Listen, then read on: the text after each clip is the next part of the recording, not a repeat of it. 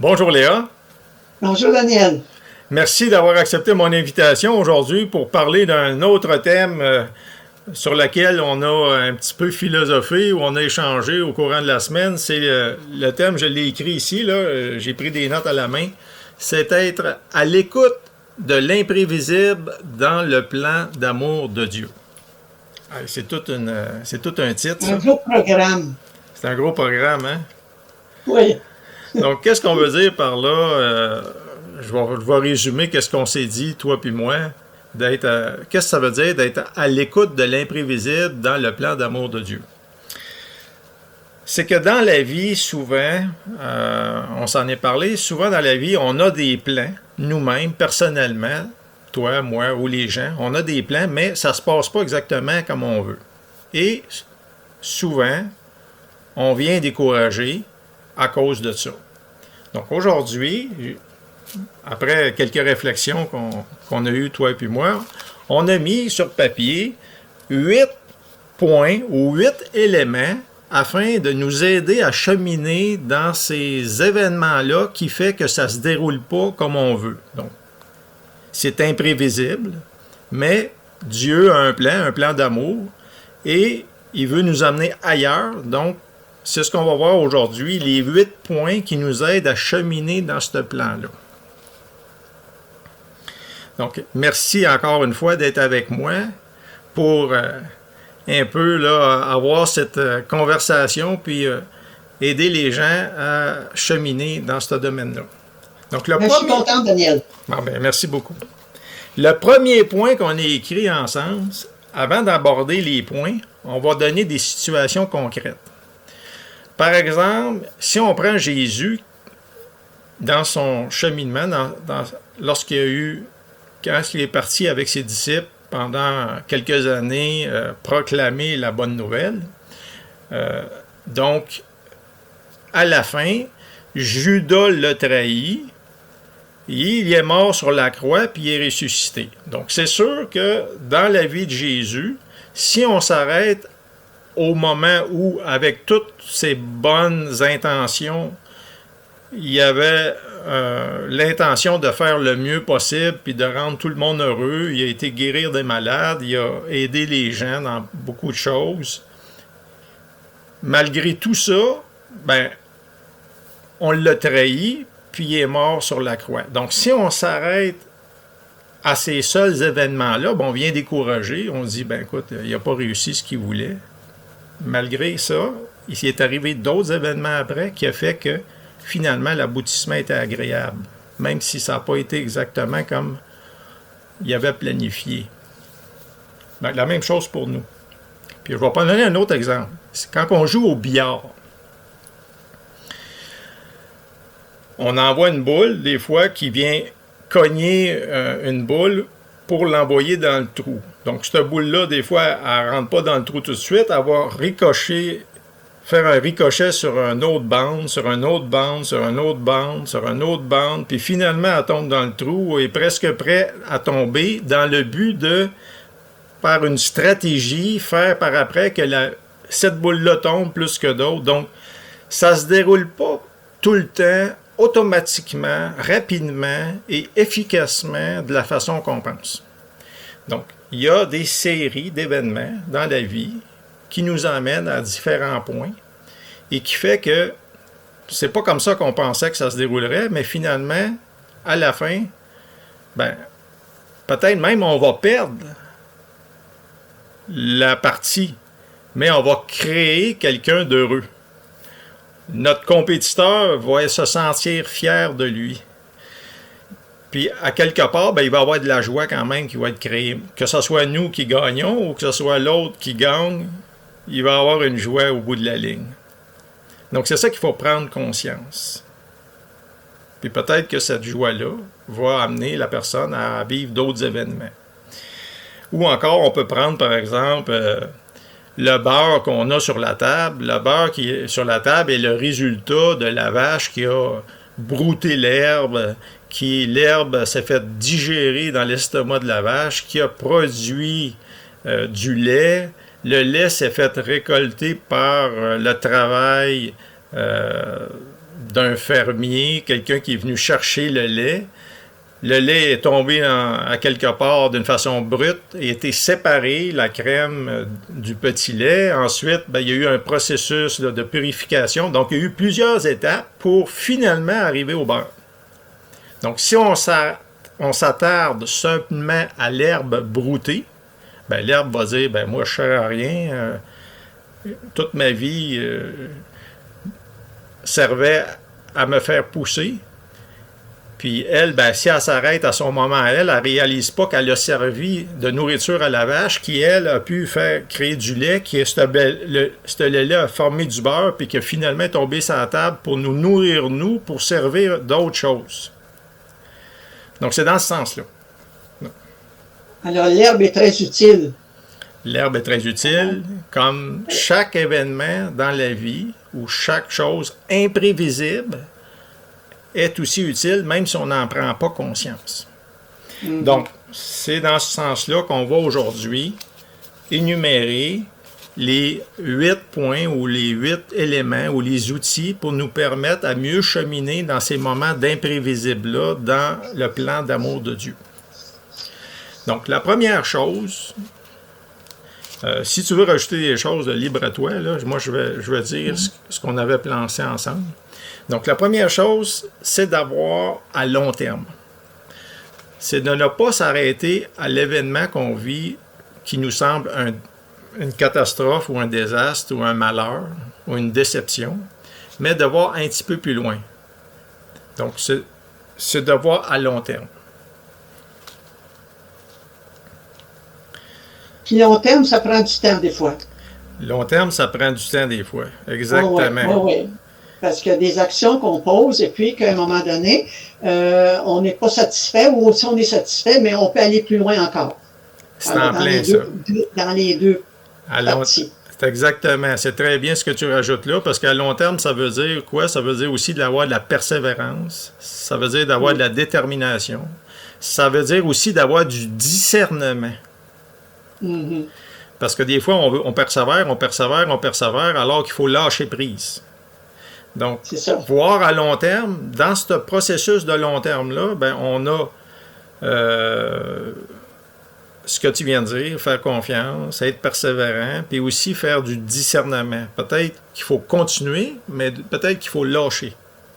Mais il ne faut pas s'arrêter simplement au moment actuel, mais il faut voir à long terme. Ça, c'est la première caractéristique ou premier élément qu'il faut prendre conscience.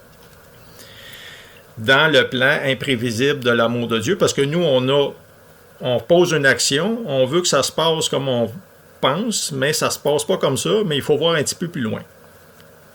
C'est ça. Le deuxième point, c'est que je lis ici, là, excusez-moi, j'ai pris des notes à la main parce que je n'avais pas d'imprimante, puis on voulait faire l'enregistrement ensemble, donc j'ai écrit à la main. Donc, la gratitude des choses présentes ou en chemin.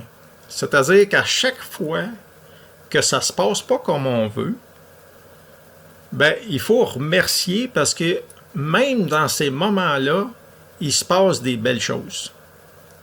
Par exemple, je ne sais pas, moi, on veut avoir un poste, on travaille fort pour l'avoir, on met beaucoup de détermination, on donne tout ce qu'on a, puis nous, on ne l'a pas, mais il y a quelqu'un d'autre qui va l'avoir. Puis ce quelqu'un d'autre-là, il va être heureux, puis il va peut-être sauver sa famille, puis ça va peut-être lui permettre d'arriver à d'autres choses dans sa vie. Donc, même nos malheurs à nous causent des bonheurs aux autres, puis il faut être prêt.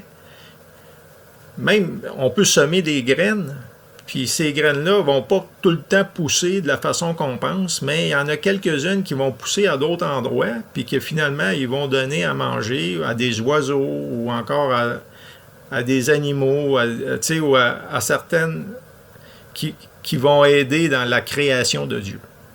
Donc, le deuxième point, c'est la gratitude. C'est remercier Dieu pour ce qu'on a présentement, avec humilité, mais aussi continuer à cheminer dans son œuvre. Donc, le deuxième point, c'est la gratitude. Ouais. Tout ce que Dieu fait pour nous, c'est l'invisible. Dans le fond, il faut croire à l'invisible aussi. Parce que lui, il est là pour nous, il nous donne le meilleur. Et puis, on a à vivre ça de plus en plus dans l'invisible Dieu présent. Exactement. Exactement. Dieu agit dans l'invisible. Ce qui m'amène justement à parler de la miséricorde, de s'en remettre à la volonté de Dieu. Donc, à travers de tout ça, ça se passe pas exactement comme on veut. Donc, on s'en remet, il faut s'en remettre à lui. Donc, il faut prendre conscience que c'est lui qui mène le bal. Puis de s'en remettre à lui. Parce que si on pense que nos résultats dépendent de nous seulement, ben on vient déçu. Donc, il faut s'en remettre à la miséricorde de Dieu et à sa volonté divine. Ça, c'est le troisième point. Le quatrième, c'est de croire en la sainte providence. C'est-à-dire que même si ça ne se passe pas maintenant, ben, il y a peut-être quelque chose de pas mal mieux qui s'en vient. Ou au-delà de qu'est-ce qu'on pense. Puis lorsque souvent on a cette attitude-là ou cette façon de penser-là, mais on l'attire. Alors que si on reste dans un esprit sombre de dépression et de peine, ben on n'est pas prêt à accueillir toutes ces surprises-là qui nous arrivent dans la vie. Donc, c'est des belles choses positives. Exactement. Donc, si... Des choses positives qu'on a à travailler, à trouver dans le moins beau. C'est ça. C'est sûr que dans les domaines de grande déception ou de grande souffrance, lorsqu'on te flagelle, c'est bien difficile de rester souriant. Lorsqu'on t'enlève ton travail, lorsqu'on persécute, on t'insulte, ben, je dis toi, mais je veux dire, quand on insulte une personne, ou encore qu'on la flagelle, ou encore qu'on la persécute, ou encore qu'on la détruit psychologiquement ou physiquement, ben c'est pas agréable. Mais Dieu la prend sur son épaule. Il prend sur son épaule, mais peut-être qu'il va l'amener ailleurs. Peut-être que c'est une femme battue, ou c'est un homme battu, ou je sais pas quoi, mais finalement, il va être récupéré par des infirmiers, puis il va aller à l'hôpital, puis il va rencontrer quelqu'un d'autre, puis finalement, dans sa vie, il va changer à cause de ça. Mais il ne faut pas s'arrêter à l'événement. Bon, je parle de persécution physique ou morale, là, mais ça peut être d'autres choses, une perte d'emploi qui va nous amener à vivre d'autres choses. Donc, il faut faire confiance en la sainte providence de Dieu. Oui. Le cinquième point, c'est faire de son mieux et de laisser faire le reste. Parce que trop souvent, on essaye, on se décourage. Puis en fin de compte, moi, c'est quelque chose que je n'avais pas encore réalisé. Il y a quelque chose, parce que je vivais des moments difficiles dans ma vie. Puis je voulais être en contrôle, puis je voulais que ça marche. Puis un jour, quelqu'un me dit, fais simplement ce que tu as à faire, du mieux que tu peux, puis laisse faire le reste. Si ça marche, tant mieux. Si ça ne marche pas, tu auras fait ce que tu as à faire toi, puis laisse le reste à Dieu. C'est-à-dire, être capable de lui dire, ah, regarde là, moi j'ai tout donné. Puis être capable d'y parler franchement. On va y arriver là, dans le prochain point, d'y parler humblement, sincèrement. Donc, faire de son mieux. Oui. Parce que tu l'aimes. Hein? Parce qu'on aime les personnes, dans le fond, puis on veut du bien. Puis ici, j'ai cette phrase-là qui dit « Fais ce que tu aimes pour aimer ce que tu fais. » C'est ça. Alors, je trouve que ça va avec ce que tu viens de dire. Là, c'est ça. Aimer ce que je fais. C'est ça. Faire ce qu'on aime, on fait, mais aussi le faire du mieux qu'on peut. Puis pas espérer nécessairement que ça va fonctionner. On n'est pas tous des grands pianistes ou des grands artistes ou des grands médecins ou des grands spécialistes dans notre profession. On fait du mieux qu'on peut. On reçoit des attaques. On fait ce qu'on peut dans notre famille, avec nos enfants, avec notre relation de couple. On fait ce qu'on peut dans notre travail. On fait ce qu'on peut dans une relation. Mais ça ne fonctionne pas tout le temps, mais on donne le mieux qu'on peut, on essaie de s'améliorer, mais donner ce qu'on a à donner, le mieux qu'on peut, puis laisser faire le reste. Le reste, ça ne nous appartient pas. On n'a pas à prendre toutes les déceptions à cause que c'est nous seulement qui en sommes les responsables. Donc ça, c'est le 5e point. Alors, c'est comme donner notre meilleur en tout. C'est ça. Puis laisser le Seigneur agir pour le reste qu'il y a à faire. C'est ça. C'est son ouvrage. On donne le meilleur, puis le reste, ça ne nous appartient pas. C'est ça. Le 6e point, ce qui amène à ce que tu disais tout à l'heure, c'est la prière. Ce qui va nous aider dans ces cheminements imprévisibles-là, dans le plan d'amour de Dieu, qui fait que ça se passe pas comme on pense, c'est la prière. La prière, mais quand je parle de prière, je parle pas d'une prière là, de dire des rosaires, puis des chapelets, puis de... Je parle d'une prière de cœur. La prière du cœur. Vraiment l'y parler comme on parle à un ami, comme on parle à quelqu'un de confiance, s'asseoir, se fermer les yeux, méditer, puis lui dire, ah, regarde là, moi là, j'ai tout fait ce que je pouvais faire. Puis s'il faut, ben, on pleure. On se donne. Dans ces moments de prière-là, de sincérité, puis de dire, regarde, moi là, je suis plus capable. J'ai tout fait ce que j'avais à faire. Dis-moi ce que tu veux vraiment que je fasse. C'est comme faire ta volonté, Seigneur. Hein? Oui, mais dans la prière. Être capable de communiquer. La prière, c'est quoi? C'est lui parler. Ne pas penser premièrement, penser qu'il existe, puis deuxièmement, penser qu'il peut agir, puis après, il s'en remet à lui. Donc, mais ça se fait dans le processus de la prière. Prière du cœur. La prière du cœur. Mais pas nécessairement, je dis pas que c'est pas bon, mais pas seulement une série de formules tout faites, à répétition, à long terme. Pour certains, peut-être c'est bien, mais moi, ça ne me rejoint pas nécessairement. Je pense que ce qui est plus effectif, puis il faut arriver à ça, c'est vraiment la prière du cœur, de sincérité, d'humilité et d'ouverture. Comme un enfant qui prie son père, qui demande à son père quelque chose, puis le père, il réalise ce que l'enfant demande. Alors, c'est un peu ça, nous autres, la prière du cœur, que le Seigneur, il est présent à nous.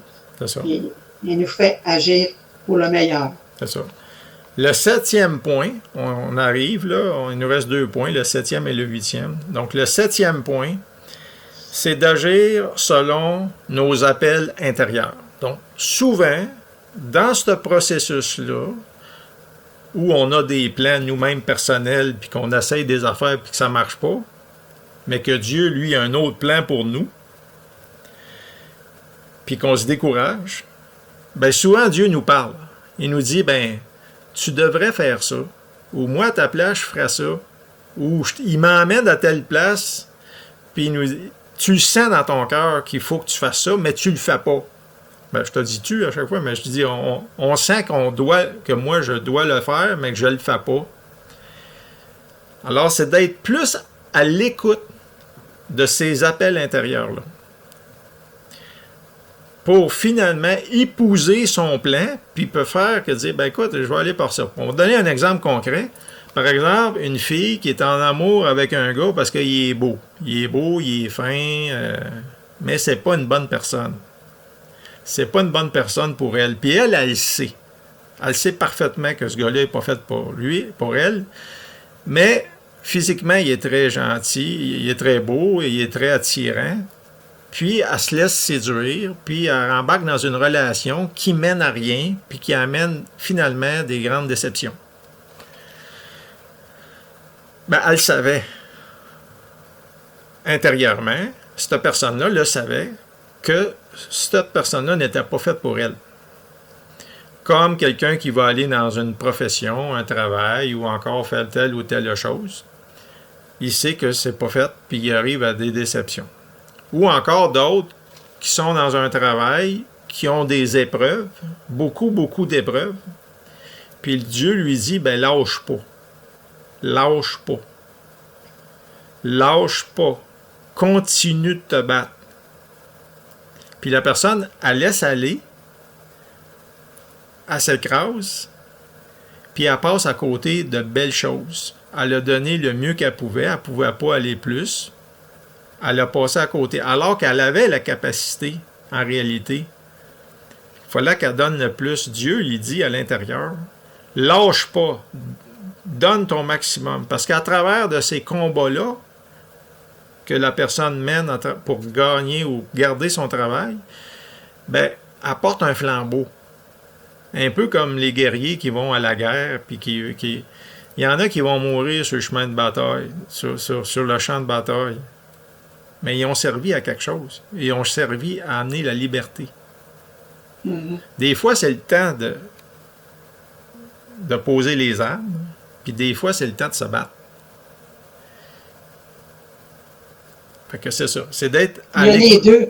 Il y a C'est ça. les deux dans la vie. Hein? C'est ça. Donc, le 7e point, c'est d'agir selon nos appels intérieurs. Donc, ça rejoint quoi? C'est d'être premièrement à l'écoute, d'avoir du courage, de la persévérance et du discernement. C'est un peu comme ce qu'on disait au début, là, mais on le reprécise là, maintenant. Mhm. Qu'est-ce que tu en penses, Colette? Ben, je trouve ça très bien, Daniel. C'est une bonne réflexion qui nous porte à aller plus loin dans notre vie. Puis, je sais pas, ça fait comme grandir notre être. On dirait que, bon, c'est bon ce que tu apportes comme réflexion et comme exemple. C'est pas tout le temps facile, mais Dieu, il voit clair dans tout ça. Maintenant, Il voit le bon, il voit tout le temps le bon, puis le moins bon, ben, il nous aide à le vivre. C'est vrai, tu as raison. Maintenant, finalement, le 8e point, c'est que ce que j'ai noté, moi, ce qui me lève l'attention, c'est que Dieu nous fait confiance et nous laisse libres, en fin de compte. C'est même s'il y a un plan, même s'il y a d'autres intentions pour nous, ben à chaque fois, on peut dire, dans ce plan-là, oui, j'embarque ou non. Puis on est toujours libre. Moi, ce qui me saute à la figure, là, c'est que c'est la liberté qu'il nous donne à travers de tout ça, parce qu'il nous fait confiance.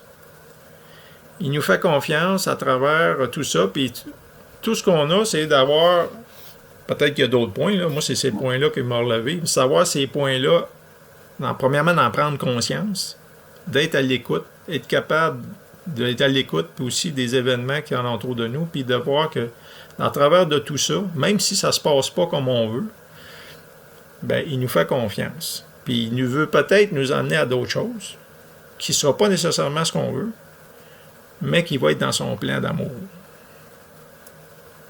Parce que Dieu, il a un plan pour chacun de nous. Puis il nous aide à le réaliser. Il est là avec nous, puis il nous précède, puis il est présent. C'est ça. Alors, son plan, il est un plan d'amour, puis c'est un plan de vie, puis c'est un plan d'aller plus loin dans la vie. C'est ça. Puis il y a une autre chose aussi que j'ai noté, c'est que d'après moi, d'après mon expérience, puis ce que j'ai vécu, c'est que le plan de Dieu ne se réalise pas dans l'aboutissement de nos projets, mais dans le cheminement de son plan divin. C'est-à-dire que nous, on pense, notre objectif, par exemple, moi, c'est d'avoir tel travail, tel succès, telle popularité, puis d'avoir une certaine quantité d'argent, d'avoir une famille, une femme, des enfants, une sécurité, la santé, une certaine prospérité. Ça, c'est, on va dire, par exemple, moi ou d'autres personnes, ça peut être ça. Alors que Dieu, peut-être que lui, il veut pas que j'aille ou que certaines personnes aillent d'une famille avec des enfants. Il veut que tu serves à d'autres choses. Mais qui sont quand même très agréables ou qui vont te servir pour toi puis pour d'autres. Donc, Dieu ne regarde pas l'aboutissement. Tu ne montes pas au ciel parce que tu as un diplôme à l'université ou encore parce que tu as gagné ou que tu as réussi en affaires ou encore que tu as eu 7 ou 8 ou 10 enfants ou que ta femme est heureuse. Tu ne montes pas au ciel à cause de ça. Tu montes, je pense qu'on... Puis c'est pas parce qu'on n'y arrive pas qu'on est privé d'aller au ciel dans nos plans. C'est pas le résultat qui compte, c'est le cheminement. Parce qu'à travers de ce cheminement-là, même si on a eu beaucoup d'insatisfaction, puis qu'on a resté fidèle à lui, ben c'est ça qui nous fait monter au ciel. Parce on l'aime malgré tout. Oui, fidèle à son amour, fidèle à ce que lui, il nous demande. Parce que c'est comme être dans ses mains. Puis dans ses mains, ben, c'est lui qui est le meneur, c'est lui qui fait avancer. Alors, son plan, c'est un plan d'amour, puis c'est un plan de vie, puis c'est un plan qui fait grandir. Puis toutes les qualités qu'on peut vivre là-dedans, on parle de confiance, d'amour, on parle de persévérance, on parle de tout ça, mais c'est que Dieu, il nous aide à vivre ça, puis parce qu'il est présent, puis parce qu'il nous aime. C'est son amour qui nous fait grandir, je pense. C'est ça. Puis ce qu'il faut aussi prendre conscience, c'est qu'avec Dieu, on ne marchande pas. On ne dira pas, ben gars, je vais faire telle affaire, donne-moi ça, ou je vais être fin avec telle personne, mais donne-moi ça. Dieu, il n'est pas là pour négocier ou marchander. Je pense que c'est un lieu d'amour, il est prêt à nous le donner, mais il y a aussi d'autres plans. Puis je pense que c'est une relation avec lui. Puis Jésus, quand il est mort sur la croix, ben ça faisait sûrement pas son affaire d'être flagellé à mort puis d'être crucifié, mais il voyait d'autres choses que simplement sa souffrance physique et morale, psychologique et tout ça, parce qu'ils l'ont renié, ça lui a fait probablement aussi mal que les souffrances physiques. Ben, c'est ça. Mais il était capable de supérer ça, de rester fidèle à Dieu, de demander à Dieu d'être miséricordieux pour ceux qui le persécutaient même. Pardonnez-leur car ils ne savent pas ce qu'ils font. Puis à travers de ça, ce cheminement-là, parce que lui, Jésus, il aurait probablement voulu aussi rester en vie, tu sais, ça fait pas souffrir comme ça, peut-être mourir dans son sommeil d'une mort douce et agréable, mais il a accepté cette tâche-là. Il a accepté cette tâche-là comme exemple. Tu sais, comme parce moi... qu'il voyait plus loin. Et on dirait qu'il voyait plus loin. Il voyait comme l'invisible dans le plan d'amour de Dieu. Ben, il voyait plus loin, mais aussi, nous aussi, on peut voir plus loin. Que ce soit moi, dans mon travail, alors que je m'acharne ou que je travaille pour essayer de réussir en faisant telle et telle action, ou essayer d'amener la vérité, la justice, l'amour, la miséricorde, puis que je m'affronte à des personnes qui sont malveillantes. C'est aussi une tâche que j'ai, moi. Je peux décider de baisser les bras, ou je peux décider de dire je vais continuer. Ou pour une autre personne, ça va être d'autres choses. Ça va être... moi, je connais des gens, par exemple, où ils ont une relation de couple très difficile, que même les amis de ces couples-là se sont fait suggérer de faire la séparation. La dame, elle a dit, moi, je ne laisserai pas mon mari, quoi qu'il arrive. Le mari c'était pas un ange. Puis, à travers de beaucoup d'épreuves, ça a duré pas quelques mois, là, ça a duré des années. Il s'est passé des événements, puis à travers de ça, ben, des grosses souffrances. Puis à travers de ça, ben, elle a gagné finalement, son amour a réussi à supérer ça. Mais ça, on ne peut pas donner un exemple d'une personne pour que tous les autres soient comme ça, mais elle a réussi, mais ça, elle a vraiment, elle a beaucoup souffert. Donc, dans chaque cas, que ce soit Jésus, que ce soit moi, que ce soit toi, on vit des situations dans nos vies qui sont imprévisibles, qui demandent d'être conscient de ces 8 points-là pour nous aider à cheminer et pour finalement trouver la joie, trouver le bonheur, trouver la réalisation du plan imprévisible dans l'amour de Dieu. Je pense que c'est ce que le Seigneur nous demande à chacun de nous. C'est l'ouverture à son plan d'amour. Puis c'est un plan imprévisible. Puis on a à le vivre chacun dans notre milieu, avec les personnes qu'on rencontre. Alors, c'est ça. Ça demande beaucoup d'humilité. Oui. Beaucoup de laisser aller, puis en même temps, beaucoup de courage. Puis d'un côté, de se laisser aller, puis d'un autre côté, pour dire, ben, je me découragerai pas, je vais persévérer. Donc, il faut vraiment méditer sur ces points-là pour en prendre conscience, puis nous aider à cheminer là-dedans. C'est ce qu'on voulait aujourd'hui partager, toi puis moi, pour tous ceux qui nous écoutent, sous le thème d'être à l'écoute de l'imprévisible dans le plan d'amour de Dieu. Vraiment un plan d'amour. Pour nous. C'est ça. Donc, merci beaucoup de ta collaboration, d'avoir ajouté des points, puis tout ça avec moi. Puis, j'espère que ça va avoir servi aux gens qui nous écoutent. Je pense que oui. Puis, sur ça, ben, je te salue. Et puis, je dis à tout le monde, ben, à la prochaine. À la prochaine.